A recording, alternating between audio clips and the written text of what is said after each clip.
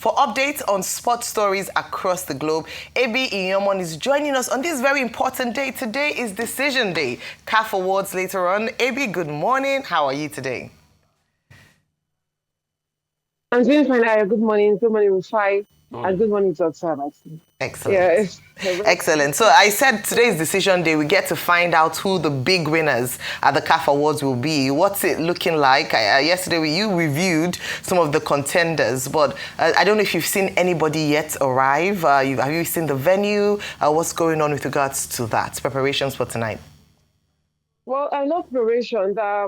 Here in Morocco, as Morocco dominates every major category of the award. Last night, there was a friendly game here in Morocco between Morocco and Uganda, which Morocco dominated before the victory. And you can see the joy, especially in the new stadium, knowing that they have a lot of footballers and even coaches and all competing to win the awards. And what's important to note is that for the men's category that had Achraf Hakimi, Mohamed Salah, and Victor Osimhen will not be in attendance because he's returned to Galatasaray to do MRI scan on his hamstring. If you recall that he had an injury after the first half of the game against DR Congo. But what it's looking like is that it's majorly going to be a dominance from the Moroccan side, even looking at the goalkeeper, that's the men's goalkeeper of the year award from Yasin Bonu, who also put up a spectacular show last night. Achraf Hakimi, who will be arriving today. And we'll also have other people out there. Hopefully, Nigeria clinches the Women's Player of the Year award. That's Rasheedat Ajibade, amongst others.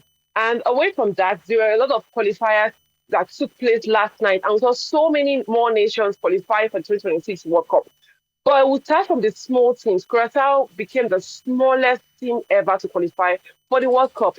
A population that has an estimated 156,000 people gained qualification after getting a 0-0 draw against Jamaica. And also we had Haiti getting a qualification as well. You can see the emotions from the Haitian players. What's important to note is that of all the World Cup qualifying games they played, none were played in their home ground because of the issues they had at home. But against all of them, they went out to get a victory and qualify for the World Cup. Also had Panama qualifying for the World Cup. Spain qualified after getting a 2-2 draw against Turkey, and also had Scotland qualifying for the World Cup. And as it stands, the teams that will be playing the Inter-Confederation playoff in March have been confirmed, and there are 6 countries that will play that playoff. And the countries are DR Congo, Iraq, Jamaica, Suriname, Bolivia, and New Caledonia. They will all contest for a spot, and only 2 teams will get a slot to the 2026 World Cup. Well, that's all from the sports day. That could have been Nigeria. Pay me shout. That could have been Nigeria. Because if we had gone through Congo, that would have been easy peasy lemon squeezy. Played Iraq, probably played Jamaica, and probably would have just picked up the tickets. And you said Curaçao qualified, small nation, yeah. less than Aja. A nation that is less than Aja in population qualified for World Cup. But we can't do it. NFF, Wahala, everything. After I'll be singing, darling. Oh, God. All right. So on the NFF, I saw a post made by them apologizing to Nigerians. They should apologize to themselves. It's too late to apologize. I think beyond an apology, what Nigerians demand is a full investigation and, where necessary, a total overhaul of the NFF. We cannot, as a footballing nation, as we claim, miss the World Cup 2 consecutive times. It's a shame to the NFF, and I believe that beyond an apology, what we want to understand is who are the people that withheld the allowances for the players in such a way that they went on the strike just before an important game in Morocco? Who were the people that didn't, that orchestrated the fact that they did not have the necessary equipment or necessary funds required for them.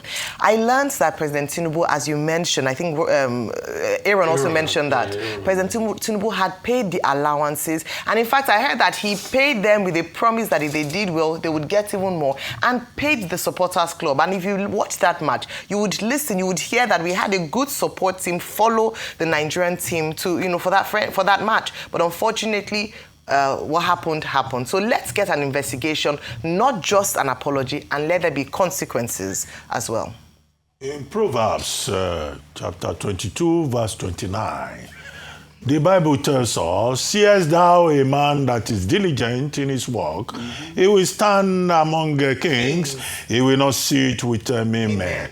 Yesterday, Cristiano Ronaldo was in the White House to eat jollof rice and pepper soup with, kings, having accompanied the Crown Prince of Saudi Arabia on a state visit to the White House. That's Mohammed bin Salman, and Cristiano Ronaldo was there. I think that should be some news for the sports community, even if that event was colored with complete hypocrisy on the part of Donald Trump, who was grinning from ear to ear, fist bumping with Mohammed bin Salman, who was indicted in a 2021 report by the United States Intelligence in the killing of Jamal Khashoggi in the Istanbul consulate of Saudi Arabia. But international politics is about hypocrisy. And that's why at the end of the day, when Saudi Arabia says, we are bringing $1 trillion to come and invest in the US, the life of a journalist becomes very unimportant. And I guess that there's a lesson there also for journalists. CAF Awards today, we understand that Victor Osimhen is not going to be there. He's going to take some medical knee scan today. Could that be because Osimhen already knows that he may not win? But we'll wait for a possible surprise. Scotland is going to the World Bank for the first time in 28 years. And that's remarkable. Having beaten Denmark yesterday, 4-2. Well, thank you very much, Ebi. Enjoy Morocco. It's an exciting country.